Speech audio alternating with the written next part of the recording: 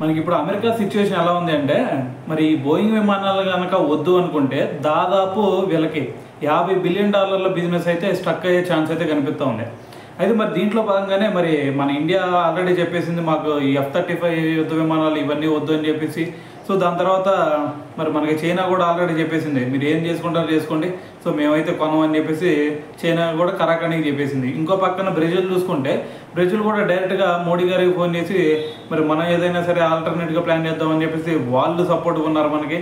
So ఇంకో పక్క ఇప్పుడు స్విట్జర్లాండ్ కూడా అమెరికాకి ఒక షాక్ ఇచ్చింది. అయితే వాళ్ళు ఫస్ట్ మరి ఒక 78,000 కోట్లతో F-35 యుద్ధ విమానాలు కొందామని చెప్పేసి ట్రై చేశారు. కానీ ఇప్పుడు రీసెంట్గా మనం కొన్ని ఇన్సిడెంట్లో కూడా చూసాం కదా, ఇది F-35 మన కేరళలో అనుకుంటా స్ట్రక్ అయినట్టు. దాని తర్వాత ఇంకా వేరే కంట్రీస్లో కూడా ఇదే ఇన్సిడెంట్ జరిగింది. సో అందుకని చెప్పేసి ఇప్పుడు స్విట్జర్లాండ్ కూడా మరి దాన్ని అయితే విరమించుకుందని చెప్పేసి ఒక న్యూస్ వచ్చిందనమాట. సో మరి ఓవరాల్గా చూసుకుంటే మరి ఇప్పుడు మరి అమెరికా పరిస్థితి కొంచెం దారుణంగా ఉందనే చెప్పాలి.